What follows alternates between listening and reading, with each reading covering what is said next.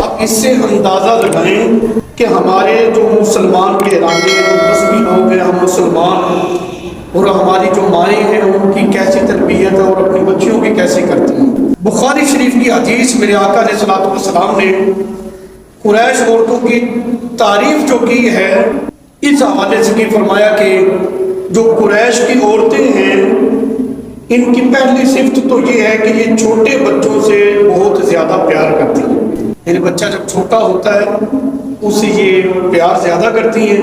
ہر ماں کو اپنے بچے سے پیار ہوتا ہے، کرتی ہے، لیکن سرکار علیہ الصلوۃ والسلام کا یہ فرمانا کہ قریش کی عورتیں چھوٹے بچوں سے زیادہ پیار کرتی ہیں، مطلب یہ تھا جو دیگر قبائل کی عورتیں ہیں وہ بچوں سے اتنا پیار نہیں کرتی جتنا پیار قریش کی عورتیں کرتی ہیں۔ یہ امور خانہ ہے، یہ ایک فیملی سسٹم ہے جس اعتبار سے نبی پاک علیہ الصلوۃ والسلام نے خواتین کی تعریف کی۔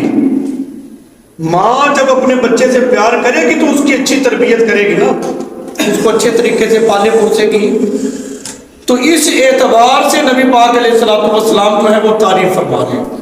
نمبر 2 فرمایا کہ قریش کی عورتوں میں دوسری خاصیت یہ ہے کہ یہ اپنے شوہر کے مال کی حفاظت کرتی ہے۔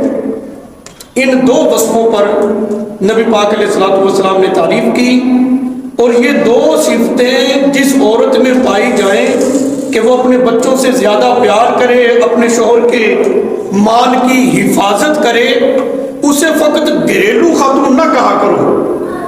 بچی کیسی ہے؟ کہتے ہیں جی یہ گھریلو بچی ہے۔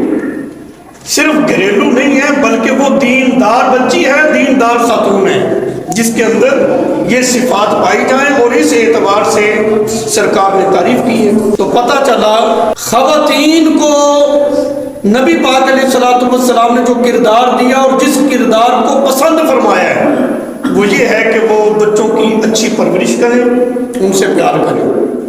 نمبر 2 اپنے شوہر کے مال کی حفاظت کریں، اس کے مال کی حفاظت کریں، اس کی عزت کی بھی حفاظت کریں، ان کے رشتہ داروں کے ساتھ اس نے سلوک کریں، دیگر معاملات کو بھی دیکھیں۔